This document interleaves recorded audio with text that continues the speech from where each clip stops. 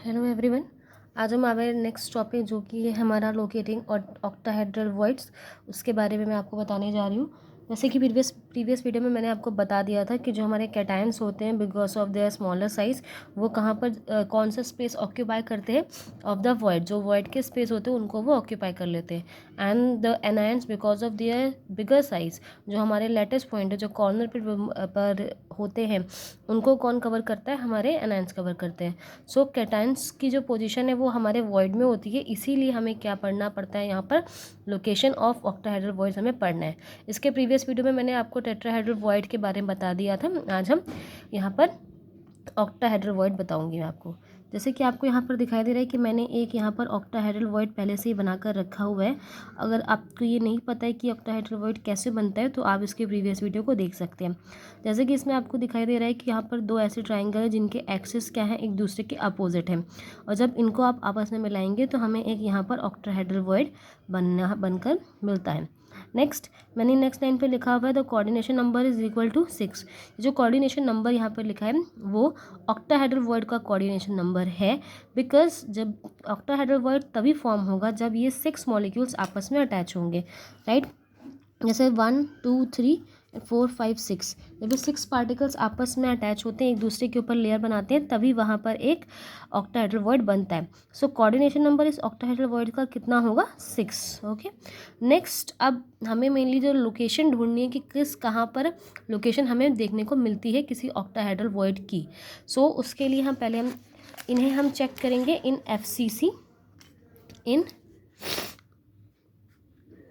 FCC face centred cell पे इसे हम चेक कर रहे हैं यहाँ पर। सो पहले से ही मैंने यहाँ पर एक क्यूब बनाकर रखा हुआ है जैसे कि आपको दिखाई दे रहा है। ओके, तो ये ऑलवेज नॉर्मल है कि बेटा जब भी कोई क्यूब होगा या फिर लेटस होगा तो उसमें और भी क्यूब होंगे इसके साथ में। सो एक क्यूब होगा जो इसके अपर साइड में होगा और एक जो इसके बगल में होगा, मतलब एक इसके ऊपर भी एक क्यूब होगा और एक इसके बगल में एक क्यूब होगा।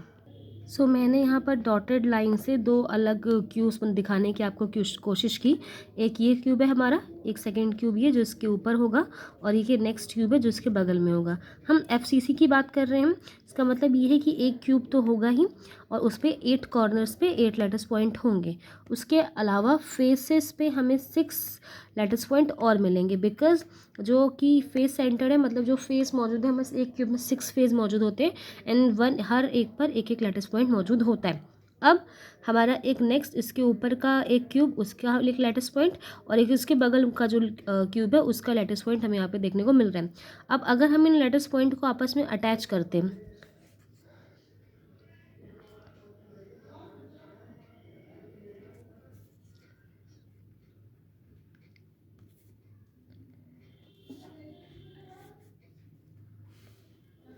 ओके, तो ये जो हमारे फेस के लैटिस पॉइंट है मैंने इनको आपस में अटैच करा। अब आप देख पा रहे होंगे कि जो हमारे ये जो दो कॉर्नर्स के लैटिस पॉइंट है ये भी आपको यहाँ पर बीच में दिखाई दे रहे हैं। सो अगर हम इन्हें भी अटैच करें,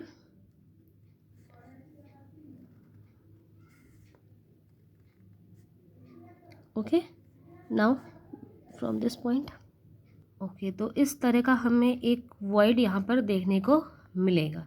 ठीक है, जैसे कि आपको यहाँ पर समझ में आ रहा है कि ये एक कैसा वॉइड बना है, यहाँ पर एक ऑक्टाहेड्रल वॉइड, एक ऑक्टाहेड्रल स्ट्रक्चर जो कि जैसे यहाँ पे बना हुआ है वही एक स्ट्रक्चर आपको यहाँ पर देखने को मिल रहा है। ओके, एक चीज़ और आपको समझ में आ रही होगी कि ये जो आपको ऑक्टाहेड्रल वॉइड मिला है ये कहाँ पर बन रहा है, ये जनरेट हो रहा है ऑन द एज। ये जो हमारा एज है, जो बीच की लाइन आपको दिखाई दे रही है, ये कहाँ पे जनरेट हो रहा है, हमारे एज पर जनरेट हो रहा है, जो क्यूब है उसके एज पर जनरेट होता है। सो इससे हमें एक बात हमें यहाँ पर समझ में आई है कि जिस तरीके से इस एक एज पर एक ऑक्टाहेड्रल वॉइड बनता है, तो वैसे एक जो हमारी नेक्स्ट एज है इस पर भी एक ऑक्टाहेड्रल वॉइड बन सकता है। जो हमारी ये एज है इस पर भी एक ऑक्टाहेड्रल वॉइड बन सकता है और इस पर भी एक ऑक्टाहेड्रल वॉइड बन सकता है। ठीक है, ओके, सो हमें पता है कि इन आवर क्यूब कितने हमारे एज होते हैं, 12 एजेस होती हैं। अगर हमारी 12 एजेस हैं तो ऑक्टाहेड्रल वॉइड्स भी कितने होने चाहिए, 12 ऑक्टाहेड्रल वॉइड्स, राइट। वो भी ऑक्टाहेड्रल वॉइड्स लिखा है मैंने शॉर्ट में। लेकिन जो हमारी एक एज है, ये जो हमारी एक एज होती है उसका contribution in 1 cube, contribution in 1 cube of this H वो होता है 1/4। ओके, तो ये बात आपको यहाँ पर क्लियर हुई कि जो भी ऑक्टाहेड्रल वॉइड्स बनेगा वो कहाँ पर बनेगा, एजेस पे बनेगा। और हमारे इस क्यूब में कितनी एजेस होती है, 12 एजेस होती हैं। तो अगर 12 एजेस होंगी तो 12 हमें यहाँ पर ऑक्टाहेड्रल वॉइड्स देखने को मिलेंगे। एक यहाँ पर जो ऊपर के आपके प्लेन से 4 वॉइड्स हैं, यहाँ यहाँ यहाँ यहाँ पर और हर तरह पे जितनी भी 12 एजेस है उस पर आपको ऑक्टाहेड्रल वॉइड देखने को मिलेंगे। वन मोर थिंग, मैंने जो बोला, जो आपकी एक एज है, एक जो एज है आपकी, इसका जो कंट्रीब्यूशन होता है वो 1 क्यूब में 1/4 होता है। कैसे? क्योंकि बस इसके बगल में भी एक होगा। सो ये जो ये लेयर है इसका आपस में कंट्रीब्यूशन बढ़ गया। इसके एक ऊपर होगी, उसको में भी ये एज टच करेगी, और उसके जो आगे के जो ऊपर है उसमें भी वो एज टच कर रही होगी। सो एक एज का जो कंट्रीब्यूशन है वो इन 1 क्यूब वो कितना होगा, 1/4। सो ओवरऑल कितने यहाँ पर वॉइड्स बन रहे थे, 12। और एक एज का जो कंट्रीब्यूशन है वो कितना हो रहा है, 1/4। अगर आप इसे यहाँ से कट करेंगे तो आपको कितने मिलेंगे, 3, राइट। सो आपके जो एजेस पे बनते हैं, सो एजेस पे बनने वाले वॉइड्स को जब हम उन्हें कैलकुलेट करके निकालते हैं तो हमें ये पता चलता है कि 3 वॉइड्स ऐसे हैं जो आपके कहाँ पर फॉर्म होते हैं, एजेस पे फॉर्म होते हैं। बिकॉज आप खुद देख रहे हैं यहाँ पे जो वॉइड बना हुआ है उसका हाफ पोर्शन इसमें है और हाफ पोर्शन आपके एक ऊपर वाले और एक इधर वाले में है, राइट। तो इस तरीके से जब हम हाफ हाफ करके सबका जो निकाल रहे हैं 1/4 हर सबका निकालते हैं तो हमें कितने मिलते हैं, 3 ऑक्टाहेड्रल वॉइड मिलते हैं जो कि कहाँ पर बनते हैं, हमारे एजेस पर। नेक्स्ट मैंने यहाँ पर एक और क्यूब बनाया है, और ये जो लेटेस्ट पॉइंट है ये इसी क्यूब के लेटेस्ट पॉइंट यहाँ पर आपको देखने को मिल रहा है, जो कि कहाँ पर है, फेसेस पे। अगर हम इन्हें भी आपस में एडजस्ट करने की कोशिश करते हैं, इन्हें भी आपस में अलाइन करें। सो फर्स्ट इस पॉइंट को इससे मिला देते हैं। ओके, नेक्स्ट हम इससे, ओके, सो यहाँ पर आपको ये दिखाई दे रहे हैं, ठीक है। अब जो हमारे ये जो पॉइंट है इसे मिला देते हैं, इससे इसे। ओके, नाउ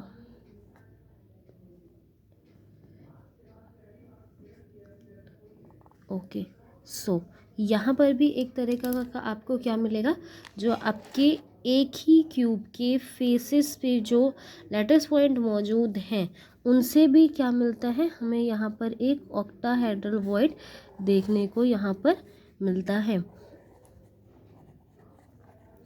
अब अगर हम बात करें कि ये जो ऑक्टाहेड्रल वॉइड बन रहा है इसका कंट्रीब्यूशन किसके साथ है, सो आपको दिखाई दे रहा है कि इसका कंट्रीब्यूशन यहाँ पर किसी के साथ नहीं है। बिकॉज ये कहाँ पर है, ये क्यूब के अंदर है, इनसाइड सेंटर में बना हुआ है, तो उसका कंट्रीब्यूशन तो किसी के भी साथ नहीं है, वो जस्ट इन क्यूब के अंदर है। जो प्रीवियस वाला था जिसमें आपको दिखाई दे रहा था कि ये जो है वो जिसका कंट्रीब्यूशन इस क्यूब में भी है, इसके नेक्स्ट वाले इसके ऊपर वाले क्यूब में भी है, बट इस वाला जो क्यूब है उसका कंट्रीब्यूशन इनसाइड द है, इन सिर्फ एक ही क्यूब के अंदर। तो इसका नंबर हम कितना मानेंगे, जस्ट 1। ये और ये कहाँ पर है, क्यूब के अंदर है। So total number of octahedral voids कितने हो जाएंगे, 12 आपको एजेस पे जो मिले थे उनका 1/4 आपने किया तो 3 आपको वहाँ पर मिले, एंड 1 जो आपके बॉडी के अंदर सेंटर में मौजूद है। तो इस प्रकार से आपको टोटल 4 ऑक्टाहेड्रल वॉइड मिलते हैं, किस में, in the FCC centre cell. So in total आपको दिखाई दे रहा होगा कि in our FCC centre cell आपको 4 ऑक्टाहेड्रल वॉइड देखने को मिलेंगे, जिनकी लोकेशन कहाँ होगी, जो आपके 3 हैं वो आपको एजेस पे मिलेंगे, एंड 1 कहाँ में मिलेगा, आपको इनसाइड द बॉडी सेंटर के अंदर मिलेगा। ये तो बात होगी आपके FCC की। अब मैं जो अदर है उनके अंदर हमें देखना होगा तो हम कैसे देखेंगे। सो अगर आपको याद होगा इसके प्रीवियस वीडियो में और उसके पहले भी मैंने एक वीडियो में आपको बताया था कि अगर किसी यूनिट सेल में नंबर ऑफ एटम अगर n है, सो ऑक्टाहेड्रल वॉइड भी कितने होते हैं, n होते हैं, उतने ही होंगे, सेम नंबर होंगे। सो यहाँ पर उसकी प्रूविंग भी एक तरीके से हो जाती है, बिकॉज जो हमारे FCC हैं अगर आपने उनमें याद होगा उसमें कितने एटम्स मौजूद होते हैं, 4 एटम्स मौजूद होते हैं। और उसी की तरह आपको वहाँ पर ऑक्टाहेड्रल वॉइड्स भी कितने मिले, 4। अगर आपको याद होगा, आपने प्रीवियस वीडियो देखी होगी, तो आपको यहाँ पर ऑक्टाहेड्रल वॉइड और टेट्राहेड्रल वॉइड, जो टेट्राहेड्रल वॉइड होते हैं, अगर मैं इसके ऊपर लिख दूँ, जो टेट्राहेड्रल वॉइड है वो कैसे होते हैं, वो होते हैं 2n, राइट, जस्ट डबल होते हैं।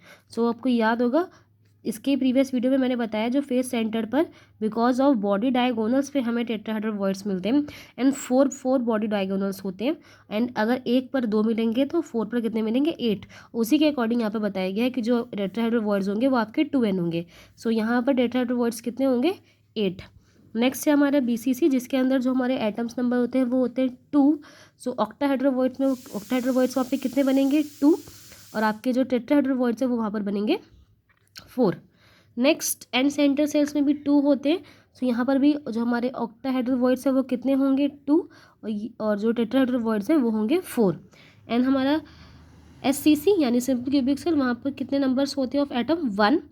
तो वहाँ पर जो आपका ऑक्टाहेड्रल वॉइड्स है वो भी कितने मिलेंगे आपको 1 एंड जो आपके टेट्राहेड्रल वॉइड्स है वो आपको कितने मिलेंगे 2।